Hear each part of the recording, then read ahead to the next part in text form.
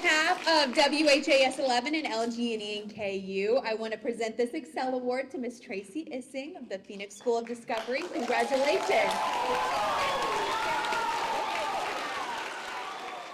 So on behalf of LG&E and KU Foundation, WHAS 11, I want to present you, Ms. Ising, with this check for $1,000 that we know will be used greatly in your classroom. Please give her a round of applause.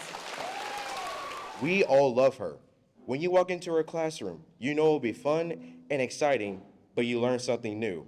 She's a teacher I will not forget. I think she has changed my life, and I think I speak for everyone when I say this. Thank you for everything that you do. Congratulations, you deserve this award. When you meet Tracy Ising, you might wonder, is this person real? Or has she simply had way too much caffeine? The answer is, she's for real. Some of us who know Tracy affectionately refer to her as Disney because she is consistently, positively energetic all the time. Teach all kids. That is why I am a teacher. I love to teach all, every grade level, every learning level, every behavior level, all kids.